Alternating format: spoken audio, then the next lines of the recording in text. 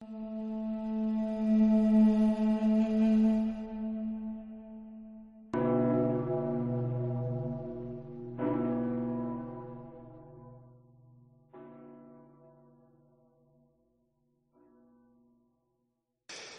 Sancte Spiritus repleturum corde fidelium, et tui amoris in eis signem accendem. Emite Spiritum tuum et creabuntur, et renovaveis faciem terra. Oremos, Deus, qui corde fidelium Sancti Spiritus, illustratione doquisti, da nobis in eodem Spiritus recta sapere, ed eius semper consolatione gaudere. Per iondem Christum Dominum nostrum. Amen. Ave Maria, gratia plena Dominus tecum, benedicta tu in mulieribus et benedictus fructus ventris tui, Iesus. Santa Maria Mater Dei, ora pro nobis peccatoribus, nunc et in hora mortis nostre. Amen.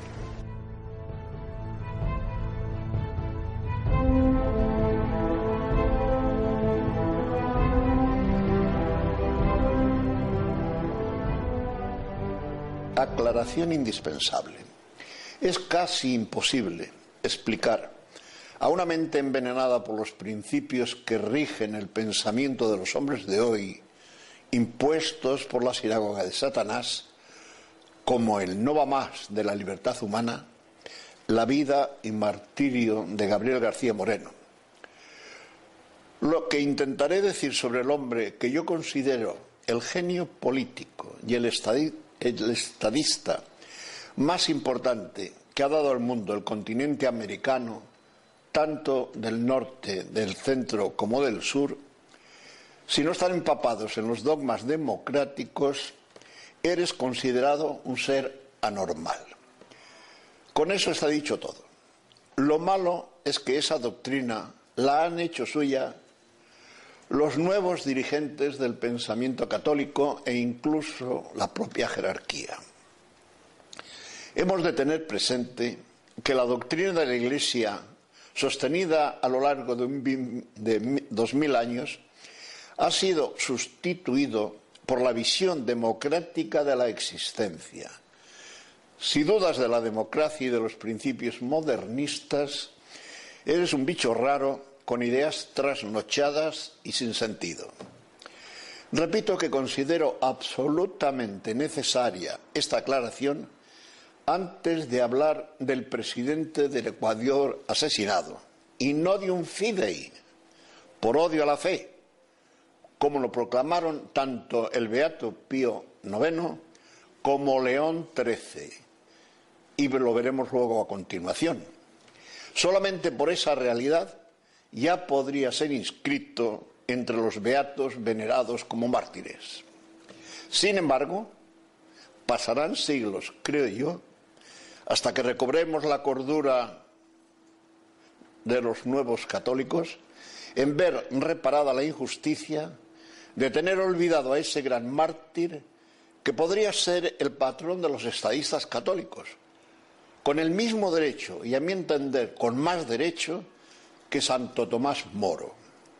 Este mártir inglés tuvo el mérito de no traicionar a su fe.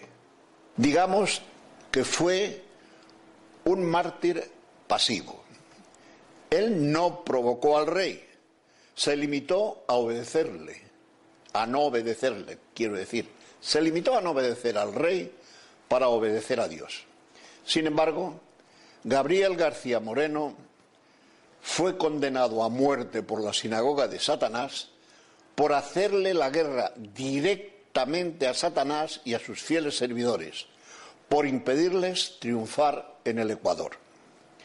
Les plantó cara y los frenó en seco, y en consecuencia decidieron que había que quitarlo de en medio para que les dejara el campo libre, y lo hicieron a hachazos y a tiros de pistola. 14 hachazos y 6 balas encontraron en su cuerpo. Y lo hicieron cobardemente y por la espalda, después de haber anunciado su muerte con tiempo, no solamente a los americanos, sino al mundo entero, a Europa en especial. Gabriel García Moreno fue un mártir activo, un luchador inteligente y eficaz contra el poder que hoy controla el mundo, contando con la estupidez de unas generaciones de analfabetos en religión y corruptos en política y en gestión de la vida económica de los pueblos. Me encantaría hablar de García Moreno por numerosas razones, explicar cada una de esas razones. Me pediría realmente una charla específica y larga, pero no acabaríamos de entrar en materia. La primera razón de mi interés en hablar de García Moreno es esta. Es vergonzoso que cuando los grandes papas Beato Pío IX y León XIII lo presentan al mundo como mártir y estadista católica modélico, cuando es el único mártir con trascendencia en la política que se ajusta a lo que Cristo nos enseñó y predica la Iglesia desde siempre, no tengamos la menor idea de cómo y dónde se halla esta necesaria canonización, mientras, con el máximo respeto y disculpas anticipadas, se multiplican beatificaciones más que dudosas para quienes hemos sido formados en la fidelidad al magisterio perenne y tradicional de la Iglesia. Me permito anticipar que cuando fallezcan algunos de los nuevos líderes de la nueva ciencia o fe modernista, volveremos a oír el santo súbito y nos los pondrán en los altares en muy poco tiempo. Mientras que hace 140 años que fue asesinado y martirizado Gabriel García Moreno y hoy nadie se acuerda de él. Yo en 1960 y 70 más o menos, quise preparar el centenario de su martirio, hablando en Fuerza Nueva y escribiendo sobre la necesidad de celebrar ese primer centenario, pero nadie me hizo caso. Yo lo hacía porque precisamente, es la segunda razón que luego explicaré, yo dedicaba la tesis de grado a García Moreno y conocía lo que significaba. Es más, quien más me ayudó en la preparación de esa tesis fue el padre jesuita ecuatoriano Severo Gómez Jurado, postulador de la causa de beatificación entonces. 60 años después y con 56 fuera de Cuba, por el fidelismo, perdí contacto con él y nunca más supe de la causa. Bien, me tomo la libertad de ahora, cuando faltan 5 años para el bicentenario del nacimiento de García Moreno, traten ustedes, como quisiera yo, de fomentar la celebración de ese bicentenario. La segunda causa por la que me gustaría hablar de García Moreno y que también me pediría toda una charla es porque mi constancia en la lucha contra la sinagoga de Satanás se lo debo al haber conocido a Gabriel García Moreno como víctima de la misma. Y la tercera razón que me debería animar a hablar del tema es que cualquier estadista y político verdaderamente católico debería conocer la vida y muerte de nuestro mártir, aunque lógicamente y con mayor motivo deberían previamente enseñárselo a los obispos y modernistas, a los obispos modernistas y a los seminaristas que se van formando en nuestros seminarios, yo creo que bastante deficientemente, en el conocimiento de la política cristiana de los seglares. Podría seguir enumerando razones para que me entusiasme hablar de García Moreno, pero vamos a entrar en materia siguiendo un orden inverso al que en principio yo quería seguir. Es decir, en vez de hablar de su vida y contar su vida, voy a hablar primero y antes que nada de su muerte. Porque debemos conocer por qué murió, cómo prepararon su asesinato, etc. Y sobre todo, quién y por qué le asesinó. Y si nos queda tiempo, hablaremos de otro tema, puesto que son inagotables. Vamos a ver. Recordemos por qué fue asesinado García Moreno. Repito, habría que conocer toda su vida, pero voy a limitarme a lo definitivo.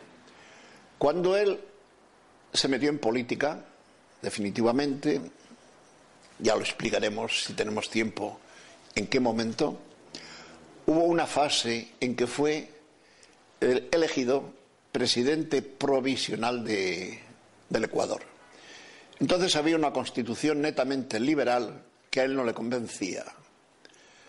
A pesar de todo, aceptó la presidencia cuando él tenía las ideas muy claras de que para gobernar a un pueblo la Constitución debe ser católica. Bien, hizo todo lo que pudo, arregló muchos problemas, empezó la modernización del Ecuador, empezó ya las primeras obras públicas, etc. Y al final se retiró habiendo hecho mucho. Pero después de pasar unos años un poquito alejado de la política, llegó un momento en que se dio cuenta que los enemigos del Ecuador y de la Iglesia se iban a adueñar del Ecuador. Previamente, vale la pena comentar lo siguiente. Recordemos que García Moreno nació en el año 1821, o sea, prácticamente en el momento en que empezaba la independencia de todos los estados, de todo lo que hoy son naciones europeas, naciones independientes suramericanas y que formaban el Imperio Español. El imperio que España había regalado en la fe a la Iglesia Católica. La independencia americana fue obra netamente de la masonería. Es decir, la forma de destruir la Iglesia, primero destruir el Imperio Español, el Imperio Austríaco también, que eran dos pilares, los cuales efectivamente han sido destruidos los dos, y luego vendría la destrucción de la Iglesia, que es la que estamos viviendo ahora, al quitarle los baluartes católicos seglares. Bien, en ese momento precisamente nace García Moreno, es decir, tenía 3 años cuando se hizo, cuando se hizo independiente el Ecuador. Se educó, lógicamente, en una universidad netamente dominada por las ideas liberales, etc.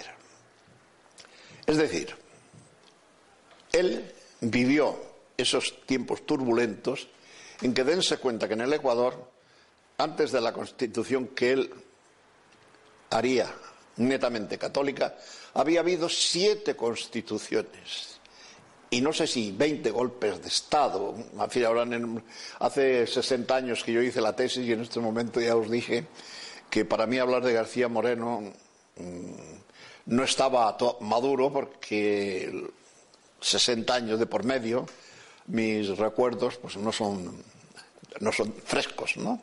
Pero en fin, lo más importante sí os lo puedo comentar. Bien, García Moreno, como he dicho, vive el momento tremendo en que el Imperio Español se deshace, se desintegra por la lucha de la masonería contra España para destrozarla. Consigue la independencia de los Estados americanos, pero ya controlan prácticamente en todos, la masonería controla la política. Lógicamente, surgen ya los problemas con la Iglesia, con las constituciones católicas, etcétera, etcétera. Y se adueñan prácticamente de toda la América del Sur y el norte, Colombia, que diga México, Costa Rica, etcétera, la Gran Colombia, etcétera. Sin embargo, Ecuador tiene la suerte de que se topa con Gabriel García Moreno.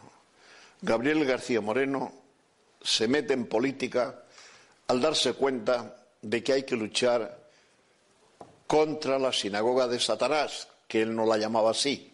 Ese nombre yo lo digo porque realmente, y perdonen que os lo diga con toda claridad, yo admiro a Satanás. Lo admiro porque la inteligencia, dicen los teólogos, mayor o mejor que ha creado Dios nuestro Señor. Pero el que le precipitara al infierno no le quitó esa maravillosa inteligencia y ha logrado dedicarla a preparar la guerra contra Cristo. Y la prepara a través de lo que San Juan Evangelista en el Apocalipsis llama la sinagoga de Satanás, y que Monseñor Joan adopta cuando dice: no hacemos la guerra a los judíos, hacemos la guerra únicamente a una minoría de judíos perversos y omnipotentes. Bien, esta sinagoga había dirigido todo el proceso de independencia de América. Cuando surge García Moreno y decide que él va a implantar en el Ecuador una constitución católica, lo avisa cuando es presidente provisional la primera vez, y cuando le vienen a llamar la segunda vez, viendo que aquello se desintegra, da el famoso golpe de Estado. Es decir, García Moreno, la segunda vez que coge la presidencia, la coge por un golpe de Estado en que convence incluso a sus enemigos anteriores, como el general Flores, de que hay que luchar contra Urbina, que es el representante de todas las logias de Sudamérica, para acabar con el catolicismo del Ecuador. Cuando coge el poder, hace una cosa: una convocatoria a una asamblea para reformar la Constitución, que llaman Convención para la Constitución. Él, que mueve maravillosamente bien los hilos, consigue hacer la Constitución a su gusto, que es al gusto de la doctrina católica. Y esto no lo podía consentir la sinagoga de Satanás. Es importante explicar que García Moreno tenía claro que la Iglesia, esposa de Cristo, depositaria de su poder y sus tesoros, tenía que ser algo así como el alma de la nación.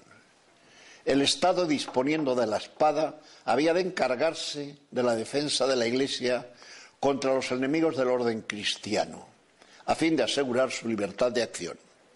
Es decir, la libre comunicación de sus bienes al pueblo y también de la promoción del bien común de la sociedad, trabajando en pro de un recto orden temporal, a fin de que los hijos de la Iglesia pudiesen gozar de la añadidura prometida a los que buscan ante todo el reino de Dios y su justicia.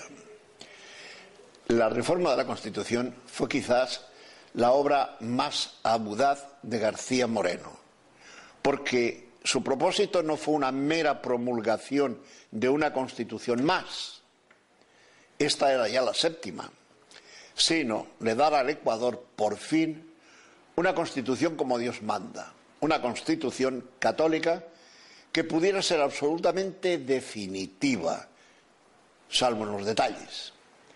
Hasta entonces, la revolución había intentado modelar al Estado Ecuador según sus principios, reemplazando la soberanía de Dios por la soberanía del pueblo. Dense cuenta que estábamos jugándonos precisamente el porvenir de lo que iba a ocurrir.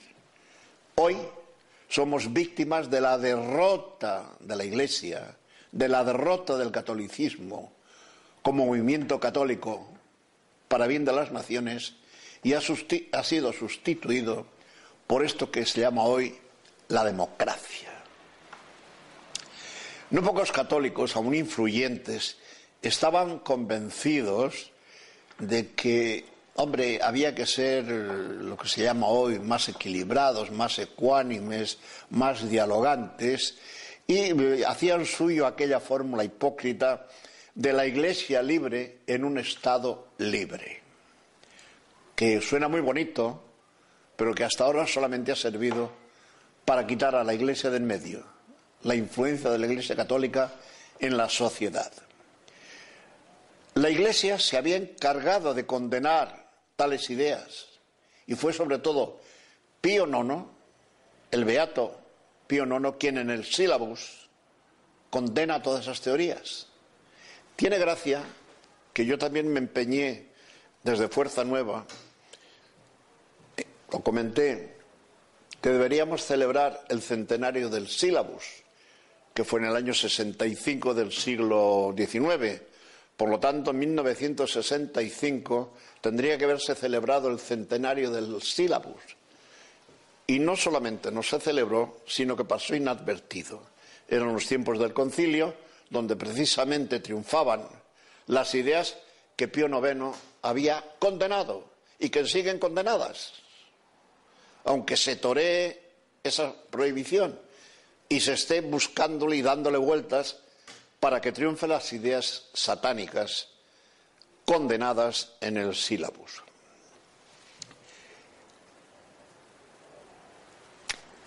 Decía, por ejemplo,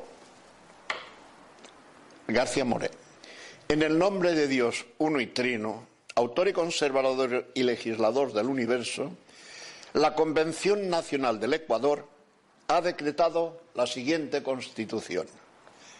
Está clarísimo, ¿no? Para que no quedasen dudas, en su primer artículo se declara: la religión de la República es la católica, apostólica, romana, con exclusión de cualquier otra, y se conservará con los derechos y prerrogativas de que debe gozar, según la ley de Dios y las disposiciones canónicas. Los poderes políticos están obligados a protegerla y hacerla respetar. Pero entonces se consideró necesario, para ser coherentes con el artículo primero y evitar la infiltración de principios anticatólicos en la sociedad, este artículo fue votado por unanimidad con la excepción de 2 diputados. Asimismo, se declaró privado de sus derechos de ciudadano todo individuo que perteneciese a una sociedad prohibida por la Iglesia, con lo cual la guerra a la masonería era evidente.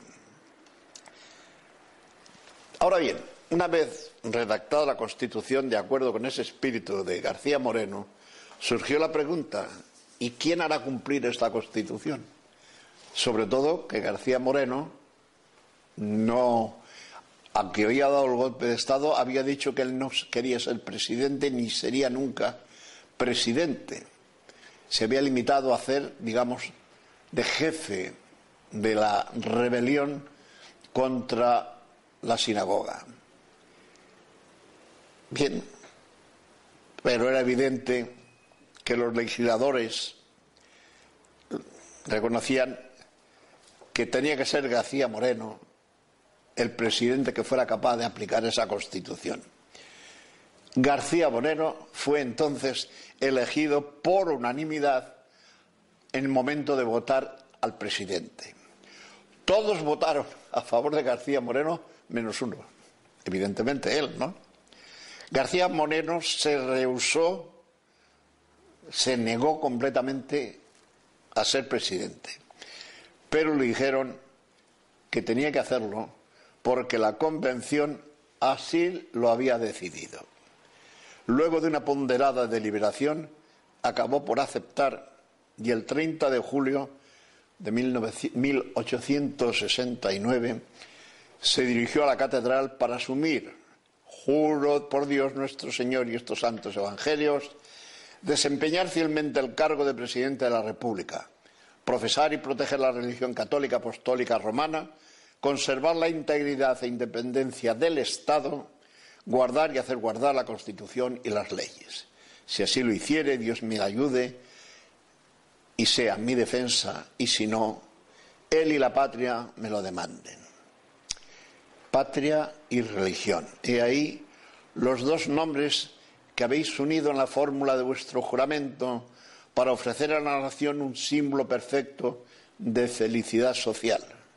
8 años que con ocasión de igual y en este mismo templo, cuando fue elegido presidente provisional, esto que lo decía el que presentaba al nuevo presidente, hicisteis por primera vez el mismo juramento, y merced a la lealtad de vuestra palabra, la patria ha cambiado de faz y la religión católica es para ella un elemento de vida y de progreso. García Moreno le contestó con palabras sublimes. Expliquemos algunas de las frases del discurso. La experiencia de 4 años de mandato me han demostrado que entre nosotros es más difícil al hombre honrado procurar el bien de todos que al perverso hacer el mal, porque mientras para ésta hay siempre cooperadores interesados para el bien, no suele haber sino la indiferencia, el egoísmo y la resistencia de la rutina y de los antiguos abusos. Vos lo habéis indicado ya en vuestro benévolo discurso. La moralidad y energía del pueblo que van cobrando nuevo vigor en la fuente regeneradora del catolicismo, la lealtad y el valor del ejército, libre hoy de los traidores que deshonraban sus filas, la exacta observancia de las leyes y la solidez de las instituciones que vuestra experiencia y patriotismo han dado al país y que éste se apresuró a aprobar por inmensa mayoría de votos, la estrecha unión con nuestros aliados y la cordial inteligencia con los demás estados hermanos y con todas las potencias amigas, la buena fe y la justicia comunicas políticas digna, conciliadora y segura, y sobre todo la fe en Dios, la cual no nos ha abandonado jamás, ni en medio de los reveses ni en los días de infortunio. Ved aquí, excelentísimo Señor, los medios con que cuento para sobreponerme a mis temores y cumplir mi solemne juramento. Feliz yo si logro sellarlo con mi sangre, si en defensa de nuestro augusto símbolo, religión y patria. Así terminaba Gabriel García Moreno ese discurso de aceptación de presidente. Comprenderán los que me están oyendo o me están viendo, que con estos planteamientos la sinagoga de Satanás, a través de sus brazos ejecutores, las logias, le habían condenado a muerte. Y era así que en toda Europa ya se sabía que estaba condenado a muerte. Y en los países vecinos, desde Chile hasta Costa Rica, pasando por la Gran Colombia, Argentina, etcétera, todo el mundo sabía que García Moreno sería ejecutado por la masonería. Sin embargo, él siguió tan tranquilo, y cuando le decían que se cuidase y que llevase guardaespaldas, él decía que no. Dice, y si los guardaespaldas me traicionan, ¿para qué sirven? Dice, yo prefiero fiarme de Dios, que sea lo que Él quiera. Tanto es así que él seguía sus costumbres normales. ¿Cuáles eran las costumbres de García Moreno? Bueno, si hubiéramos hablado de su vida la conoceríamos. Ojalá algún día pueda explicar toda la vida de García Moreno. Pero García Moreno, en la última conversión, no es que él hubiera sido, como diría yo, un renegado o un mal católico, no, sino que había ido perfeccionando su grado de fe, y en el último momento de ese cambio de fe había hecho unos ejercicios espirituales donde prácticamente ejercía al detalle, al pie de la letra, todo lo que San Ignacio pide. Hacía la misa diaria, el rosario diario, el examen de conciencia 2 veces al día, siempre llevaba el Kempis en el bolsillo y lo leía.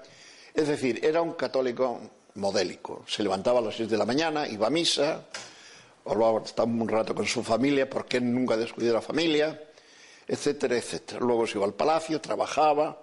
Es decir, todo el mundo conocía su itinerario.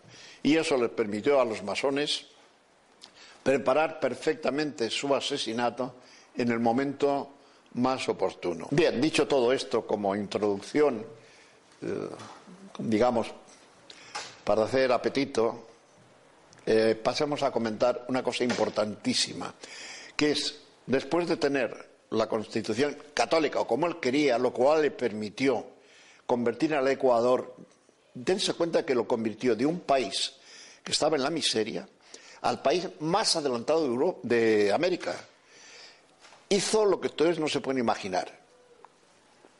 Quito y Guayaquil estaban unidos por caminos de mulos, con lo cual ir de Guayaquil a Ecuador era asunto de días y más días, y además por despeñaderos, con riesgo de todo, etcétera. No había carreteras. Él hizo la carretera de Guayaquil a Ecuador y luego hizo un plan de carreteras para comunicar todas las capitales, porque era la forma de hacer. Es decir, levantó con obras públicas todo eso.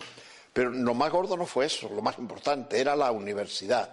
La cerró por completo porque desde allí salían, como de nuestras universidades, toda la purria que tenemos ahora, que vivimos en España, la Universidad de Políticas con el Coletas y compañía. Más o menos, o peor, era el Ecuador y dijeron, las cerró. Creó una nueva universidad, trajo profesores, trajo de todo. Trajo médicos de Estados Unidos, de Alemania, ingenieros, etcétera, etcétera, etcétera. Y lo puso al Ecuador en la cima de las naciones americanas civilizadas, la primera. Bien, esto daría motivo para una conferencia explicando todo lo que hizo. Sería horas hablando de su obra material. Pero lo principal fue su obra espiritual. Trajo a los jesuitas que habían sido expulsados, a los hermanos de la Salle, para los hospitales trajo a las monjitas de la Caridad, que era horrible todo. Hizo una cárcel nueva y, como cosa curiosa, cuando la fueron a inaugurar no había presos. O sea, que había puesto tanto orden en el Ecuador que prácticamente habían desaparecido hasta los condenados a la cárcel. Bien, pero hizo una obra también fundamental en el asunto de fe. Era un hombre muy religioso, muy sencillo, y se mezclaba con los de las congregaciones marianas, etc. Y el director espiritual de las congregaciones marianas le propuso consagrar a Ecuador al Sagrado Corazón. Él aceptó gustoso, y la única pega que puso fue si el pueblo del Ecuador estaba preparado y era digno de consagrarse al Sagrado Corazón. En fin, le convencieron que sí, pero de todas formas él tomó una medida. Trajo 50 religiosos redentoristas y otras cosas para hacer misiones parroquiales para que el Ecuador se convirtiera del todo al catolicismo. Y consiguió una mejora todavía importante en la fe del pueblo. Y en ese momento se consagró al Sagrado Corazón la República del Ecuador con toda solemnidad. Y lo aprobó el Parlamento, lo aprobaron todas las instituciones y, por supuesto, la Iglesia. El arzobispo de Quito presidió la consagración de la Catedral de Quito, pero en todas las otras diócesis y en todas las otras iglesias se hizo al mismo tiempo. Esto acabó de rematar el odio contra él de las sociedades secretas, que fue otro de los motivos que adelantaron su asesinato, porque decían, este hombre nos va a echar a perder toda América si le copian, si le imitan, ¿no? Bien, ¿y qué vino? Pues efectivamente, llevaba 5 años, tenía que hacer, se convenció, mejor dicho, él que no quería continuar, pero que había hecho un plan, eso sí, de una primera fase para preparar el Ecuador, que fue antes de ser presidente provisional, una segunda fase que fue mejor dicho, esa es la primera fase, y la segunda fase fue en el primer quinquenio, donde preparó todo para lanzar lo que él quería definitivamente, que era la segunda, los 5 años siguientes, que él se presentaba y efectivamente arrolló. Volvió a arrollar porque todo el pueblo estaba con él y volvió a salir electo para 5 años más. Esto era, el cambio era en diciembre del 75, de 1875. Pero en el mes de julio y agosto ya fueron preparando su asesinato, que fue, pues, tal como estaba esperando. Le avisaron 20 veces. El mismo día le mataron, le asesinaron el día 6 de agosto. Pues el día 4, un sacerdote pidió entrevista urgente y le dijo de lo que iba a ocurrir. Y él no hizo caso, siguió sin guardaespaldas y siguiendo, como decía yo al principio, su horario normal de ir a misa a las 6, pues lo hizo, pero luego por la tarde también tenía la costumbre de salir, hacer una visita al Santísimo. Esa tarde se alargó un poquito más de la cuenta, ya estaban todos preparados y al salir de la iglesia le dieron un primer hachazo y luego siguieron dándole, le separaron prácticamente la muñeca, bien, y le dieron tiros, de todo. Es decir, el asesinato de García Moreno fue cruel y, por supuesto, dejó al pueblo consternado. Detuvieron a los asesinos y la fuerza pública los protegió para que no los lincharan. Pero de todas formas, al principal asesino, cuando estuvieron fuera, un militar de los que estaban allí no se aguantó y lo liquidó, le dio unos cuantos tiros y allí lo dejó. Bien, valdría la pena pues recordar este asesinato como el modelo de lo que no se espera o espera a todo aquel que quiere hacer frente a la sinagoga de Satanás. Es decir, para los masones, asesinar cuando es necesario, y tenemos el caso de Carrero Blanco, el caso de etcétera, etcétera. Tengan en cuenta una cosa significativa. Cada vez que hay uno de estos asesinatos que no tienen explicación y que luego nunca se explican, evidentemente nacen en las cuevas de las sociedades secretas.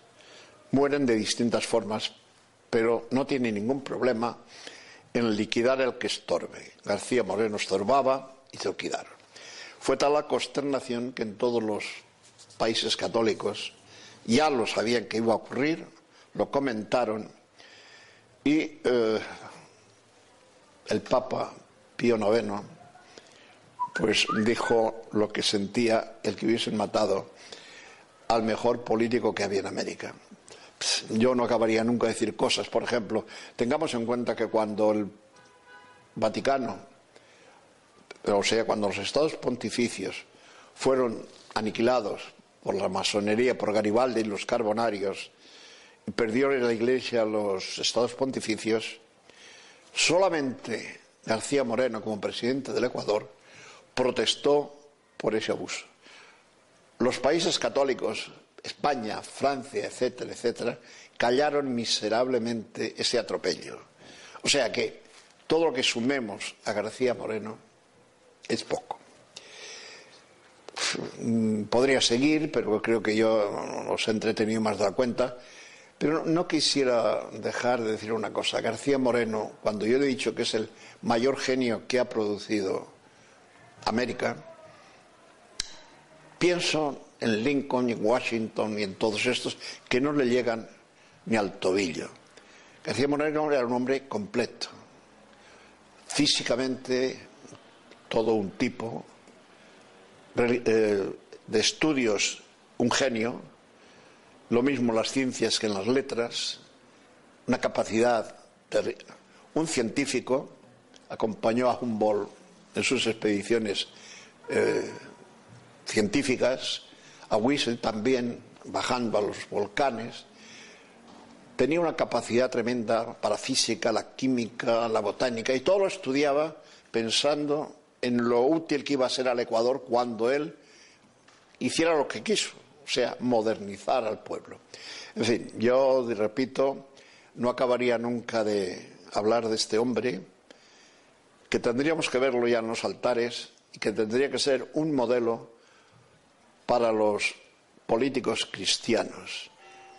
Es una pena que en España hombres como Blas Piñar y todos los que hemos intentado, digamos, hacer algo por salvar la espiritualidad y las esencias patrias, estemos arrinconados por el control absoluto que tiene la sinagoga de Satanás del gobierno español en estos momentos. Es decir, no se explica que gente inteligente como Rajoy y compañía hayan consentido burlarse de los que les votaron para suprimir la ley del aborto, las leyes sobre el homosexualismo, el divorcio, etcétera, etcétera, todo aquello que va contra la Iglesia Católica. Han tenido una mayoría absoluta para poderlo hacer, pero no lo han hecho. Yo no creo que porque Rajoy no lo supiera, porque un hombre que es registrador de la propiedad, me imagino que de tonto no tiene nada. Pero las órdenes de las logias deben ser contundentes. Ni se os ocurra tocar el aborto. Y es más, en estos momentos hemos visto la triste noticia de que la Celia Villalobos, la esposa del asesor principal, el que controla el Partido Popular, ha llegado a decir que los que ataquen el aborto no pueden estar en el Partido Popular. Esto es un detalle para aquellos que no acaban de ver. En fin, disculpad que por mis tantos años sin dominar, sin volver a repasar al detalle la vida de García Moreno, haya sido un poco general y ciertos detalles, como es el mismo asesinato, no lo haya querido puntualizar, porque en este momento los detalles los tendría que volver a releer. Pero he dado la esencia y lo más importante de su asesinato. Lamento que el padre Severo Gómez Jurado, que fue el que más información me dio, puesto que era el postulador de la causa de beatificación de García Moreno, haya muerto.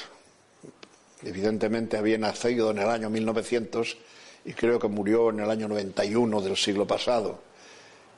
Pero por lo cual no puedo pedir información nueva. Y no sé si los jesuitas del Ecuador están en la línea de los jesuitas de medio mundo, que no tienen que ver nada con la compañía de Jesús que repuso García Moreno en el Ecuador. Tanto es así que la primera guerra contra él fue porque trajo a los jesuitas al Ecuador. En uno de sus viajes a Europa coincidió en un regreso de Costa Rica a Guayaquil con unos jesuitas desterrados por la Gran Colombia. Él les hizo bajar y consiguió que el gobernador de Guayaquil los admitiera y luego volvieran después de 80 años al Ecuador, etc. Aquella compañía de Jesús, que luego la dedicó a la nueva universidad, a que formara universitarios, etc., no tiene que ver nada, desgraciadamente, con la mayoría de los jesuitas de hoy. Bueno, muchas gracias y me tenéis a vuestra disposición para ampliar con tiempo, y si puedo recoger en mi pueblo donde tengo guardada toda la información y los tomos, tengo todas las cartas de García Moreno, todos los libros del Padre Bertet, etcétera, etcétera, y tendría que volver 60 años atrás cuando hice la tesis de grado sobre este tema.